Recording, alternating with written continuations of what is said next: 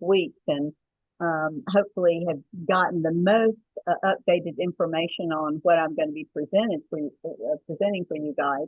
Um, but first, I'm Leanne Faust, and I work in horticulture at Sumner County Extension. I've been here about almost 11 years, and a lot of this is um, based on studying, based on what I've learned here at Extension, and also previous jobs, outdoor education jobs, and wildlife jobs. So, and if you have any questions, I don't know how we do questions. Maybe you put them in a chat and we go over them at the end.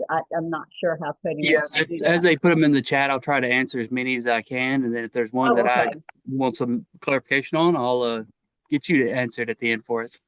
Thank you. Okay, so this is the definition of homesteading that I am going to use in this presentation. Basically, it's just a lifestyle. I'm understanding it's a lifestyle on self-sufficiency and sustainability, and that there are different types of homesteading. It's not just all going out into the woods and doing everything by yourself. Um, it's there. That's traditional homesteading, I would guess, but there are modern interpretations of homesteading, known as urban homesteading. And I think there are a great number of people who are urban homesteaders, and they just adapt these principles to city or suburban environments. So ultimately, homesteading is about being more independent and having a deeper connection to the land or the environment that you live on and with. And that's an important part of the presentation, is that we live with our environment and all of our neighbors who live in it with us. I'm trying to get to the next slide. Did I get to it? Okay, I guess it is.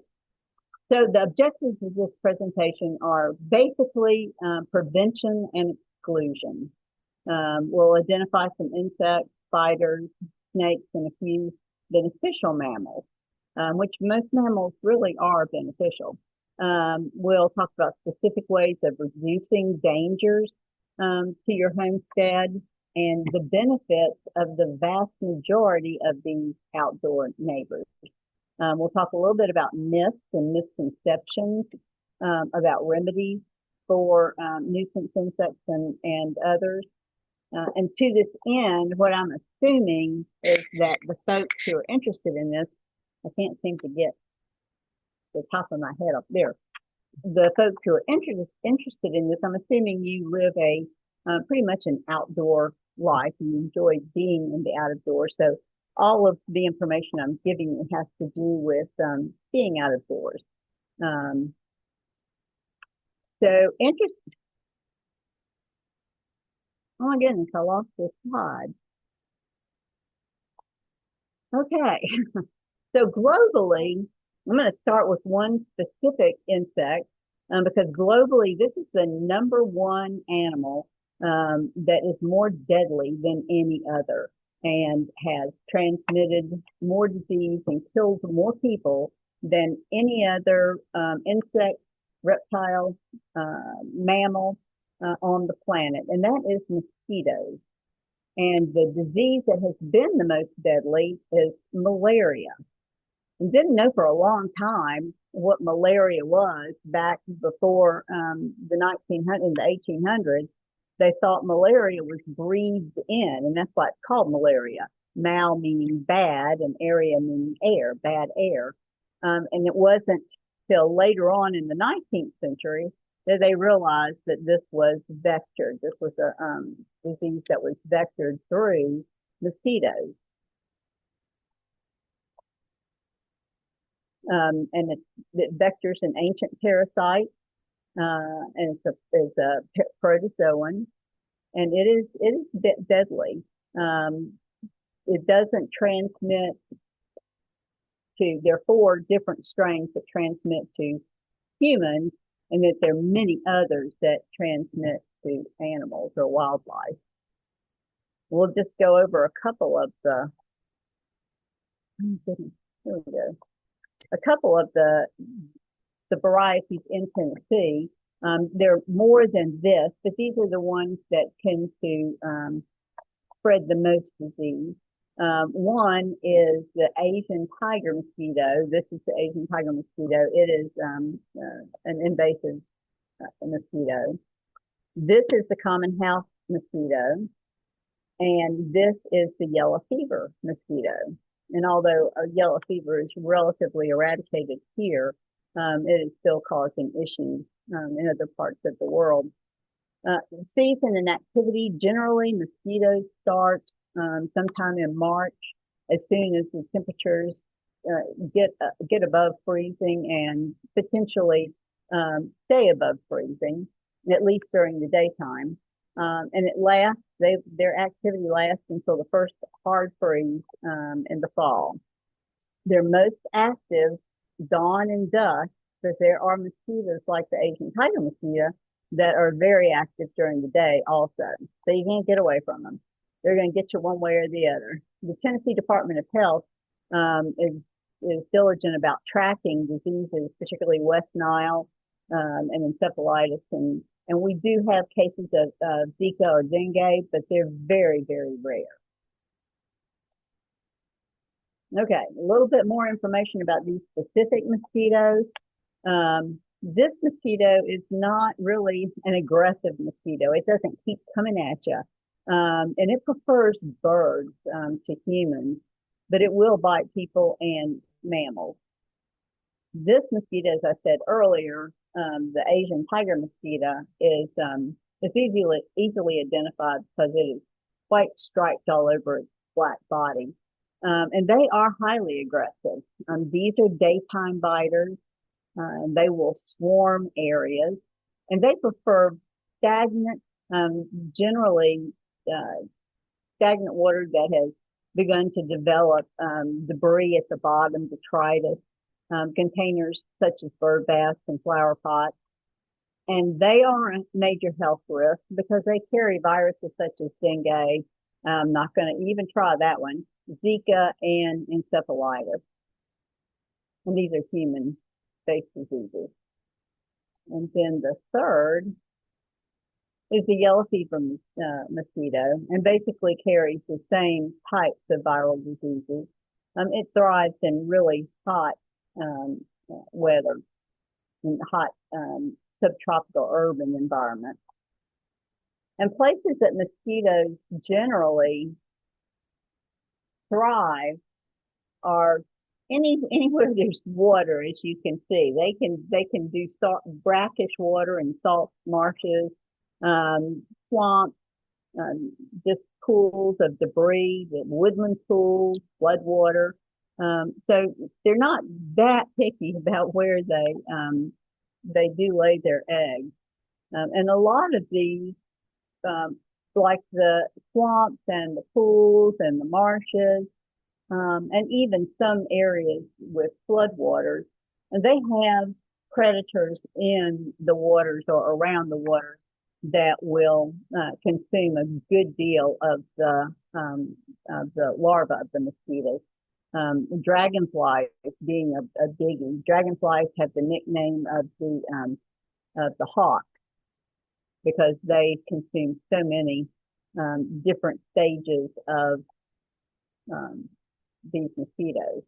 And around your house, again, this is preventative and exclusion, ways to prevent and exclude, which are the most important. They're so much more important than knowing about, what you can put on, what you can put on your clothes, how to wear your clothes, where to walk, where not to walk, because this eradicates mosquitoes for not only you, but neighbors, and because mosquitoes can travel a great deal of distance. Some travel up to 600 feet. Some travel up to 2 miles. So they're not just going to be in your backyard. So these are just some of the things you might think about, making sure that you turn them sideways, or that you take them inside, or that you, for these low areas that contain a little bit of water, that you cover them, keep your guards, your rain gutters cleaned out, um, just a number of places that they can lay their eggs. And interestingly, it doesn't take long for a mosquito to go from egg to a vector. Takes Once the eggs are laid, most hatch within about 48 hours, a little more, a little less, depending on basically the temperature of the water. They hatch into larvae, and the larvae are the things you usually see that are squiggling in the top of the water. They live in the water. They develop into pupae as generally in 5 or 6 days. And then as the pupae, they live in water until they are flying adults, and that's 2 to 3 days. So their life cycle basically is about 10 days. So if you do have standing water, you've got 7 or 8 days to get the water dumped or cleaned out before you are having to worry about the life cycle of the mosquito. So the big thing is to Sorry, I'm at the office. The phone's ringing. The big thing is to eliminate the breeding grounds, and this was made clear in everything I read, every bit of research and testing. This is the way that you really can reduce the numbers of mosquitoes. You can wear clothing that's been saturated in chemicals, and arms and legs that have been saturated, but you're not getting rid of the mosquitoes. You're just repelling them. The biggest way to actually get rid of populations is to eliminate the breeding grounds, which are basically areas in your home that contain water. And sometimes you don't even realize that something as small as a little dish will hold what they don't need much space. Just a little dish sitting out that maybe you put a plant in or whatnot. And again, 10 days and there are mosquitoes coming at you. And also remember that one of their great predators are for full-grown mosquitoes are, as I said, dragonflies, and they're normally known as mosquito hawks, and agile birds like swallows and purple martins. And where bats will eat mosquitoes, it only makes up a small part of their diet, but nevertheless, they take care of some of our mosquito issues. So things that would be preventative would be the exclusion would be getting rid of the water, standing water, and preventative would be, making your area, your backyard, front yard, friendly to dragonflies, and putting up nest boxes for birds like swallows and purple martins. Although they generally don't, purple martins use nest boxes, swallows generally don't. But that's a good way. That's a good natural way to help deal with the mosquito issue. Okay, DEET. For a long time, we were talking about this around the office. For a long time, we didn't want to use DEET.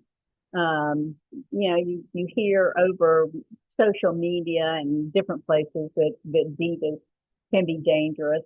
But actually, now that I have done a lot of research on this, I will be using DEET because number one, it works great to repel flying insects. Not so good for ticks, but great for insects like mosquitoes and midges. And it's effective until it volatilizes or dries on the skin. The percentage when you get, and I don't know where I need to aim this. I've got a bottle of Deep Woods Off, and it has 25% DEET in it. And the percentage generally carries more to the time that it is effective on your skin rather than to the strength of the DEET itself. So, for example, if you have 100% effective for 12 hours. If you have 25% DEET, it's effective for 4 to 6 hours. And if you have 10 to 15%, it's effective for 2 hours. So that gives you an idea of how many times you're going to need to reapply during the day. And if you're just out gardening for a couple hours, 3 hours, generally you would want to go with the lower percentage because a higher percentage is not going to benefit you in any way. And when you come in, the big thing about DEET is when you come in from out of doors, you want to wash it off your skin. The problem, as I have read, the problem with DEET is that if you don't get it off your skin, that's when it starts causing problems. If you don't wash it from your skin, you can have allergic reactions and some other nasty things can happen. But as long, then this is not across the board. This is just a very sensitive vote. But just wash it when you go inside if you're not going to go back outside. And even if you're going to go inside and stay inside for a little while, you want to wash it off then and then just reapply it when you decide to go back outside. 7% DEET is what is recommended for children aged 10 and under, and no DEET for kiddos that are 6 months and younger. And remember, DEET, as in other mosquito repellents, they repel, they don't kill. So you might continually be bombarded by the same mosquito over and over again, but it's going to repel it. They're just going to be a nuisance flying around you. There are a couple of mosquitoes that are species of mosquitoes that genus and species that transmit dengue fever that are insensitive to DEET. None that were on the list of mosquitoes that I had for you. And CDC recommends 30%, between 25 and 30%, depending on what testing units you read or research centers you read information from. It'll go from 25 to 30%, which is, it's not a significant number. Change in number. Okay, there are a couple other really good repellents for mosquitoes and other flying insects like midges. They're biting insects. Picaridin is one, and it was approved in the U.S. in 2005. You get less sensitivity, skin sensitivity with picaridin. It has low toxicity, so it has been okay for pregnant women and kids over 2 months. So that's the difference between the picaridin and DEET, is that younger children and pregnant women, it's been okay for them to use. 20% picaridin is what is recommended. Doesn't have odor or color. And it claims 14 hours of protection, but many tests that have been run using it show that it's more likely 5 to 6 hours of protection from mosquitoes. And DEET is more effective on mosquitoes. Another is oil of lemon eucalyptus. It's not an essential oil, but used at 30%, and sometimes with other active ingredients, it's moderately effective. Skintosoft, that used to be one that my family used. It went around, the neighborhood that Skintosoft repelled mosquitoes and other types of insects outside. And it really, in tests that they have run, unless you slather this stuff on, it's not effective. But Avon has come out with a new formulation. It's been formulated with picaridin, and it is effective against mosquitoes. So, read the labels, know what you're getting. And, as much as it's traveled down the pipe as far as natural ingredients being good remedies for repelling mosquitoes, testing has shown that they're really not. There might be just localized issues that cause, and localized meaning at your house or at the park, localized issues that cause the things like eucalyptus. That's not lemon eucalyptus. Eucalyptus, citronella, other essential oils who seem fairly effective, but they have tested and the Consumer Reports was one that had the nicest article about this, and they had tested these all over the country, and it was that all these were really poor performers as far as repelling mosquitoes. Um, so there are always going to be those stories of they've worked for me, and surprisingly enough, mosquitoes are attracted to people whose blood type is O positive, O negative.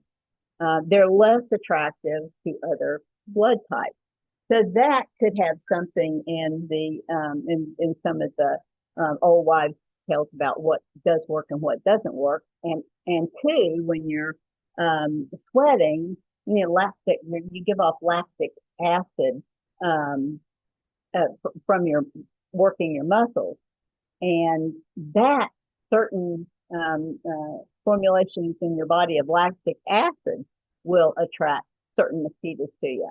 So it's a real complicated, type of situation, and using things that, are, I guess I would call them, folk remedies maybe.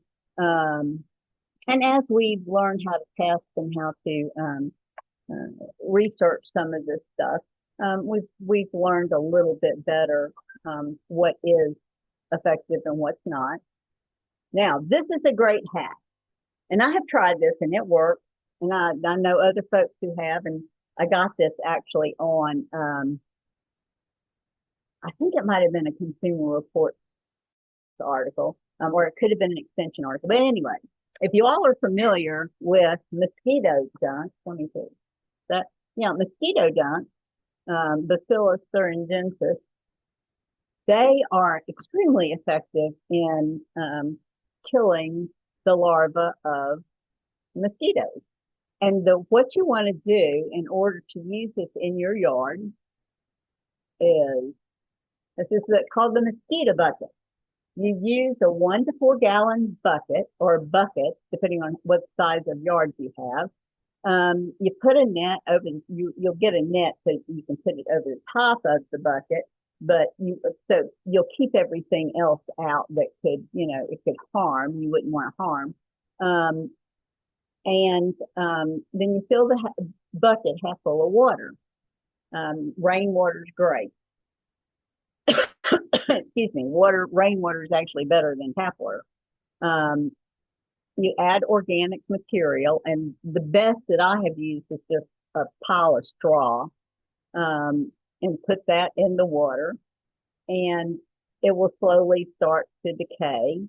And in stagnant water, that attracts mosquitoes. Then add just a fourth of one of these dunks. Any more than that's overkill. You're just going to be paying more money. So just a fourth, maybe a half, depending on how big your container is, and change it out every 30 days. And this really does attract mosquitoes. They'll lay there. Of course, you have to, eliminate other sources of standing water, but it attracts mosquitoes. They'll lay their eggs in the bucket, and the dunks are very effective at killing the larvae. So when you have to hit the larval stage, and then you just can continue repeating that over the course of the summer. So this is truly effective, and these dunks are effective if you put them in your drain or in your guttering, other places that you have standing water. One thing I want to bring out too is that this deer insect, it's huge. People will generally call them, they're kind of mutant looking, look like mutant mosquitoes, but they're actually crane flies. Mosquitoes are small, no more than a quarter of a half inch to an inch. And these crane flies can get up to 4 or 5 inches, and they're not giant mosquitoes. As a matter of fact, crane flies generally don't have, depending on the season, don't have mouth parts. So they don't bite, they don't even eat, and they're born to lay eggs, feed birds and other reptiles and mammals, and then their life cycle is extremely short. So have mercy on the crane flies. They're not giant mosquitoes. Now let's talk a little bit about ticks. These are the ticks that are in Tennessee. There are others, but mostly these are the ones of concern. The Lone Star tick, the dog tick, American dog tick, which is also called the wood tick, black leg tick, which is also called the deer tick, Asian longhorn tick, which is an invasive tick. And it actually doesn't spread disease, but it will infest livestock and pets, and the brown dog tick. So this is the one we're right now, I think we're most familiar with because of the alpha gal syndrome that it will, excuse me, transmit. And that's a syndrome that can cause you to be nauseated or allergic to eating red meat. And it also carries, or you can possibly get erythrolysis tularemia, and I'm not sure what heartland virus is, but it's a rather dangerous tick, and only the females have the white white star on their back. Males do not. But then again, male ticks generally do not carry the disease that female ticks do. And it's because the female ticks need the blood meal in order to produce and lay eggs. Another one is the American dog tick, also known as the wood tick. And this potentially will transmit tularemia and Rocky Mountain spotted fever. And most ticks are the highest risk in the spring and summer. This is the black-legged tick or deer tick, and actually there was one brought into the office today to be identified, and they thought for sure it was the black-legged or the deer tick. They called it the deer tick, but unlike the other major ticks around here, it did not have black legs, and the black-legged tick or deer tick is one of the only that have definitive black legs in all stages of their development, both male and female also. And these guys transmit Lyme disease and some other fairly serious diseases. And they're active in the winter. They're one of the few that are active in the winter. So if you're going camping in the winter, hiking or hunting or whatever, you could be bitten by one of these. This is the longhorn Asian tick, and again, there's no known diseases. It's just a major pest, and it is invasive. And this is the brown dog tick. You can see, the legs on most all of these other ticks are an orangey brown color, which set them apart from the black leg tick, which their legs are definitively black. And it is a transmitter of Rocky Mountain spotted fever. Okay, now this is where you expect ticks. A lot of people think they climb up trees, particularly cedar trees, and run out to the end of the branch of a cedar tree and hang there waiting for somebody to come by, and that's simply not the case. If there are one or two that you have found or come in contact with on the end of a cedar branch that's your height, it's probably been brushed off by a deer or another large animal that's walked past or tried to rub their back, stretch their back on a branch or so. They like grassy, and this is generally ticks across the board in Tennessee. They like grassy or brushy wooded edges, meadows, pastures. They like humid, damp habitat. So leaf litter, when you have leaf litter on your lawn or in your bed, they like to lay their eggs in that because they desiccate or the sun will dry them up really readily. And many people encounter ticks in their yards. They don't have to go out to a park or a trail or whatnot to pick up a tick.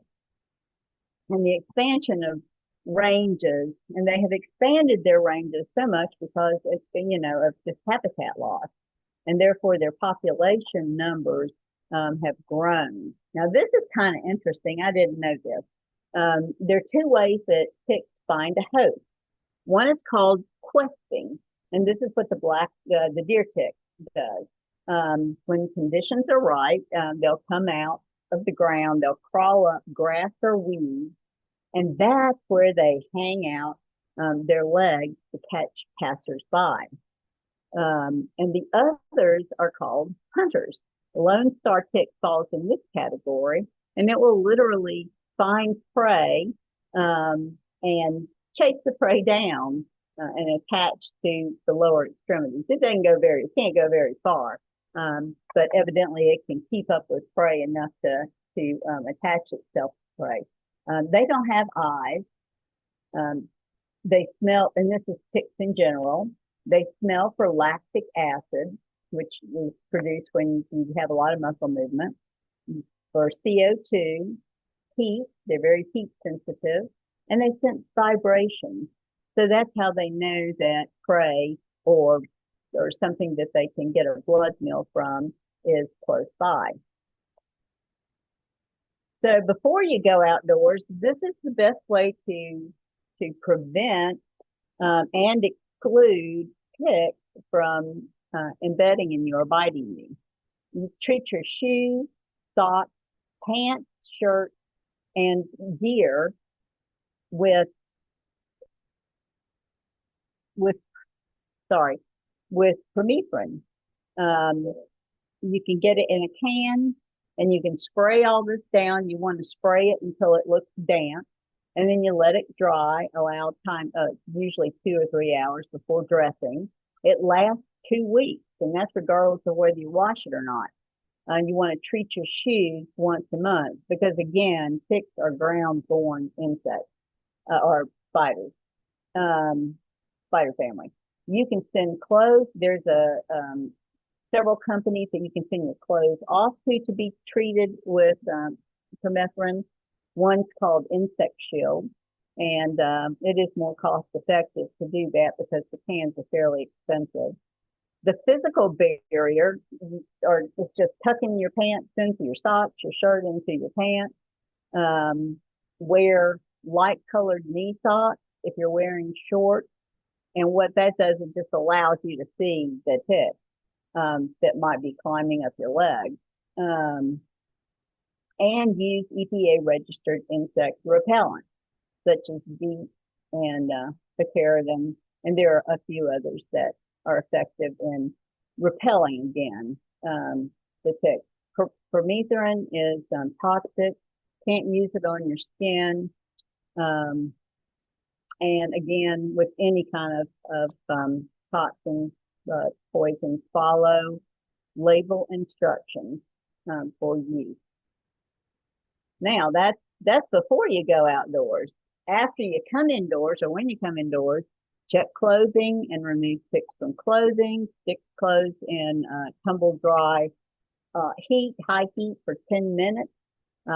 If you wash them first, use hot water to wash them. Check your body, use a mirror, check children. The ticks will like to find areas on your body that are relatively hidden. So groin is a place, behind your knees a place, around your belt is a place that you'll find them. And generally you'll find ticks from your waist down. You don't find too many on the upper extremities. And sometimes you'll find them in your hair, and that again, you might have brushed past something that another mammal has let a tick off on. And it says shower within 2 hours to reduce Lyme risk and help remove unattached ticks. Um, so that's something to keep in mind coming in. And a control for tick in your yard. And I have read this on several sites. Um, and it seems to be pretty well documented. The biggest carrier or host for ticks in your yard are mice. You know, those things that are closest to the ground. And mice are definitely a common host, and we've already seen that permethrin is will kill ticks. Actually, it's not a repellent; it will kill ticks. So take tissue rolls, toilet paper tissue rolls, cotton balls, and permethrin. Those are the three things you need. Then you need to spray the cotton balls until they're with the permethrin until they're really wet. Let them dry, and place several in each toilet paper roll. And then you take the toilet paper rolls outside and you place them against stationary things in the yard. Maybe up against, you know, some of your footing or up against a tree or outside building or just whatever that you can set them up against. And the mice are going to gather those balls, cotton balls, to make bedding to lay eggs, to raise their, I mean, to lay eggs, to raise their young. Um, any ticks that are on that mouse or that come in looking for a blood meal from a mouse are going to be killed by contacting that cotton. And they don't kill the mice, but they do kill the ticks. And the recommendations are to set these out in the spring and the fall. And it will, from what I've read, it will tremendously decrease tick population in your yard. And if you can get other people to do it, if you have and live in an area that seems to have high tick population, then this will go a long way into eradicating some ticks in other yards and areas. Okay.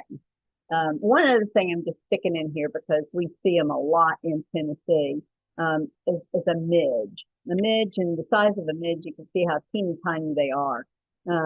There are biting midges and there are non-biting midges. Of course, the ones we recognize the most are the biting midges. They're also called no-see-ums and sandflies, and they are so small. They're difficult to see, so they can slip into areas really easily, like door and window screens.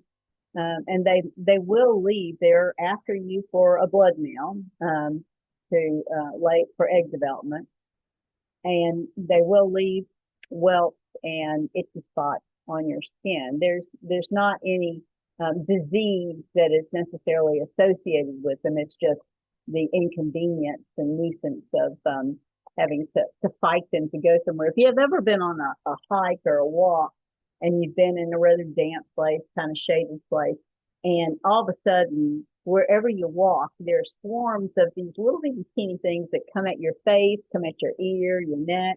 Those are generally midges because they do swarm at hatching, and they're a lot of them are non-biting midges, so they won't bite you, but they're just such a nuisance.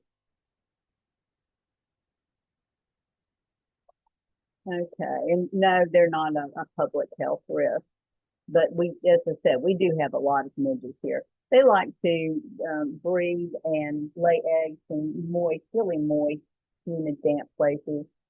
Tree holes are a big place to find midges laying eggs. Okay, so the next issue that we have these are outside and inside, but you can definitely run into them outside, are spiders. And there are only two spiders, and I'm just going to show you the ones that you need to watch out for, because if you learn these two spiders and these two snakes, and then the rest, you know, are okay. They're not going to harm you. And in fact, they do good. The vast majority of spiders and other things that we find in our neighborhoods and in parks and all, they are positive for the environment. They're not dangerous to us. They might be dangerous to other creatures, but not to us necessarily. If you're bitten by a venomous spiders, such as the black widow or the brown recluse, it generally you can't tell it. You don't feel it. They have a very painless bite. Um, but there's some things to indicate that you have been bitten, and one is swelling and pain in the area after the fact. So basically, you just need to stay calm and use ice, and the rice method is best for preventing anything else happening after a black widow bite. And they prefer to live in, and you just need to watch for them in dark sheltered areas. They have very irregular mesh webs that are generally close to the ground. Um, Humans provide additional suitable habitat and crawl spaces and firewood piles and things like that. So wear gloves and long sleeves if you're going out to move stones around or um, wood collecting firewood from piles. The diet of the black widow, basically they're predators and they feed on live insects, other spiders, and arthropods. And they will eat members of their own species. I think the black widow female, the one with the hourglass, the red hourglass, is famous for eating her male partner. Um, if live prey is not available, they'll eat dead prey. And you control them as many things. You control through sanitation, just by cleaning up the environment, changing it around so it's less attractive to spiders, keeping damp areas on the outside or inside extra buildings other than the home, keeping them clean, clutter-free, as dry as possible. And you can, again, this is an exclusion method. Reduce anything, any kind of area that might allow these spiders to get into your home through basements and crawl spaces. You can use caulk is a good thing to use. And the other, this is more prevention and exclusion. Use yellow bug lights or sodium vapor lights. They attract less insects, and that's what attracts these spiders to your home, or other insects that are attracted to the light. They'll often congregate around an outdoor perimeter. And the caulking. Okay, so let's move on to the brown recluse.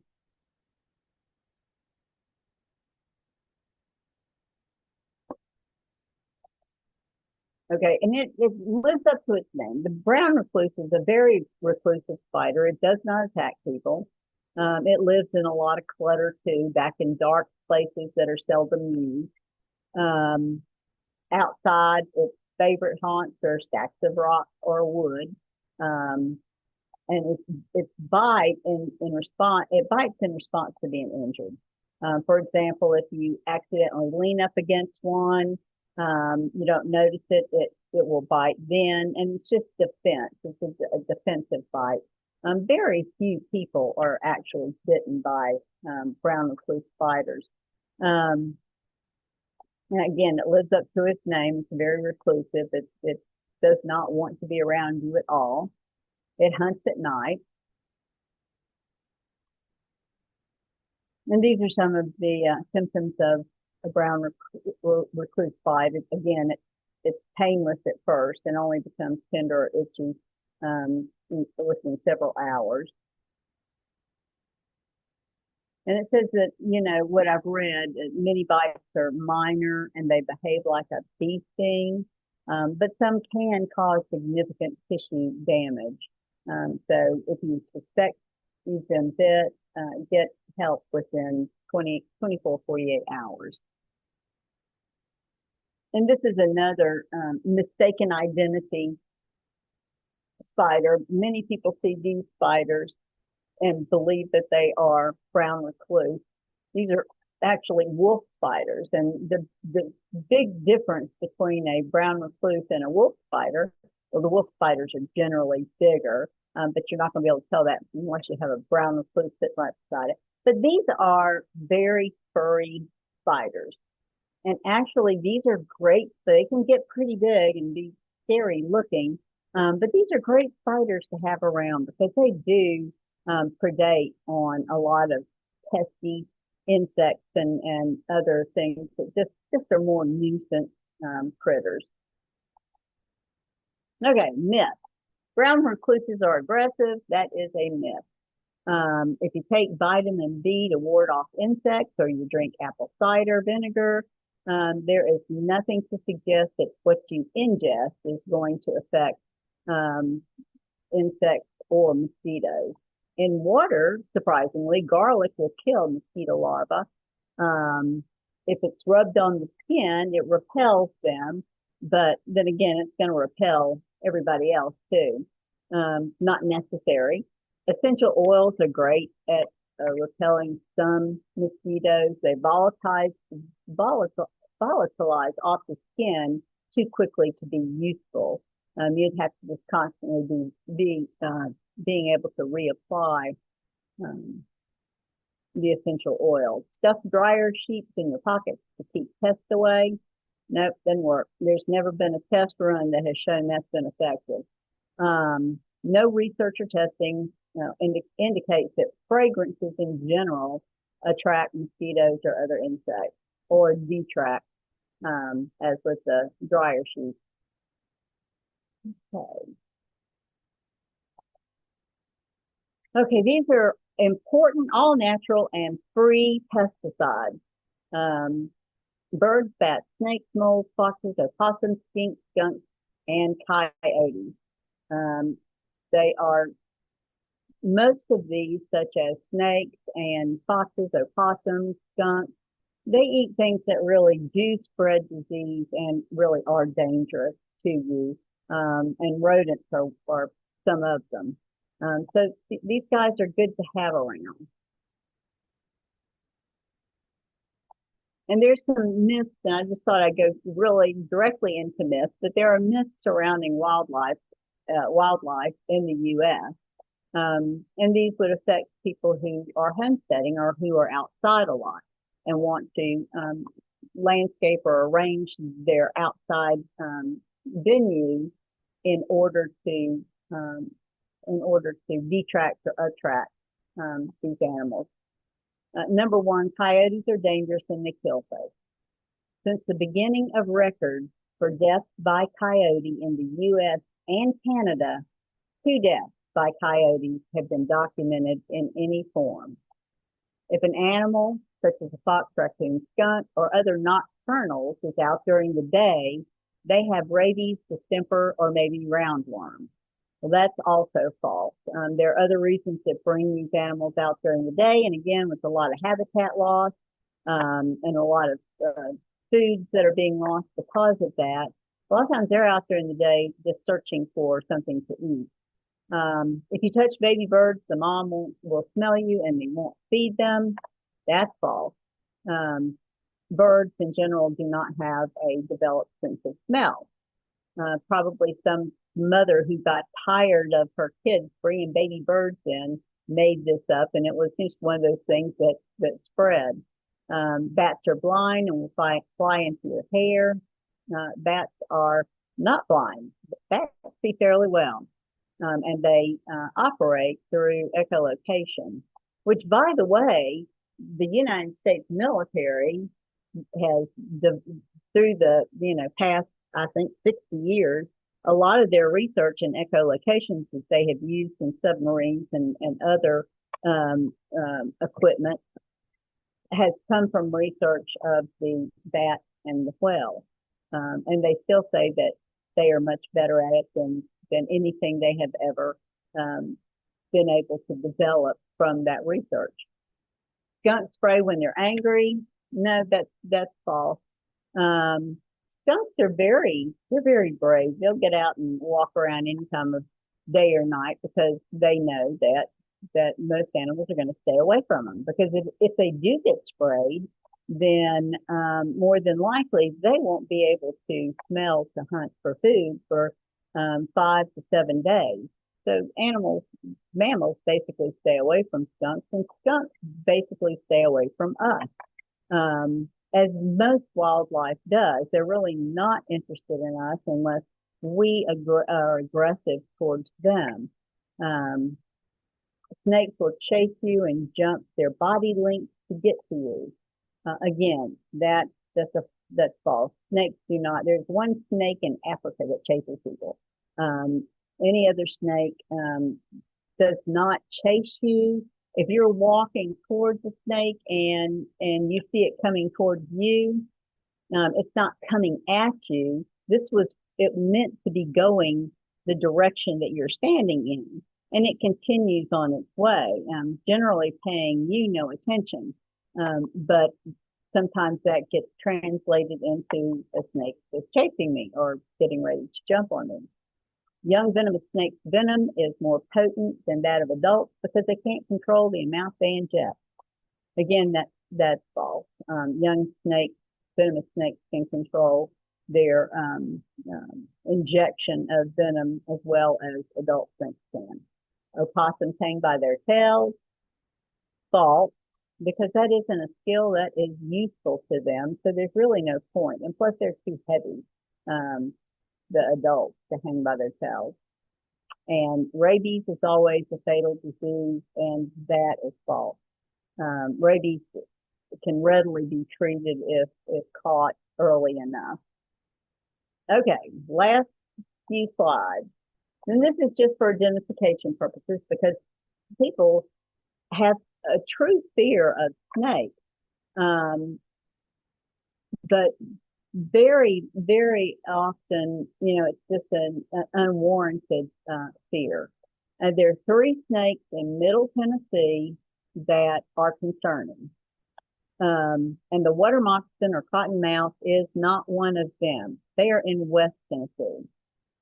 If you have if the snake has a triangular head, you can see the heat-seeking tip on the side of their head. They have elliptical pupils, which are those cat type of pupils. They're heavy-bodied. Those are good identifications that markers that the snake is venomous. This is a copperhead. It has a copperhead, and the markings on its body look like Hershey Kisses. So that's one way to identify a copperhead. Some say they look like saddlebags. So that, and again, they don't pose a threat. Generally, people are not bitten. As a matter of fact, hospital logs that have to go to CDC indicate that when people come in with a snake bite, the snake bites are 90% on the bottom extremities. I mean, not on the bottom extremities, but on their hands and arms, where people would actually lean down to try to pick up or mess with the snake. This is a timber rattler. We have timber rattlers around, distinguished by, generally, they have this black tail. They have what are called Charlie Brown stripes all down their body, or chevrons. And they have killed scales, so they look rough, and they're heavy bodied. The last is the pygmy rattlesnake, and it has a tiny little black tail and rattlers. Generally, it gets no bigger than about 20 inches. It has an orange line down its back, down the dorsal part of its body. It's fairly colorful. It generally lives near water. And if you live in Stewart County, that is a big hangout for pygmy rattlesnakes. And just for the sake of because everybody thinks that their Old Hickory is full of of cottonmouths or water moccasins. It's not, but for the sake of identification, these guys again are heavy bodied, keeled scales. They have masks. Sometimes they're called Zorro masks. the end of their tails are black, and these beautiful cottony mouths. So that would be the western cottonmouth or water moccasin, which are the types that are in western Tennessee. So that is the end of what I have to say about things that you really need to worry about and things that you really don't need to worry about. And if anybody has any questions, if you can relay them to Cody, that would be wonderful. I appreciate your being here and listening to me rattle on. I've worked with wildlife in labs and in the field for a good deal of my life for University of Georgia and Auburn University, and I've been in environmental education with those two organizations, universities also. So this is a real interest to me and something I really love talking about. Not so much mosquitoes and ticks, but those are things that are important for us to know about this day and time.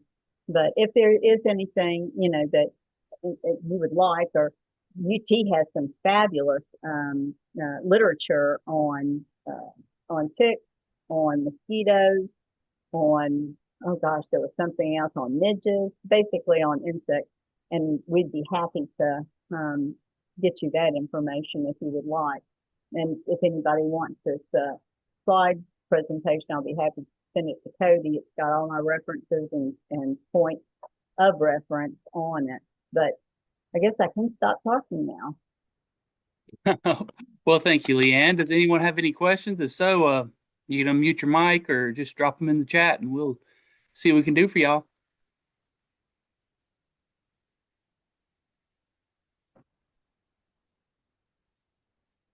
Well, we'll give it just a second, make sure no one's typing.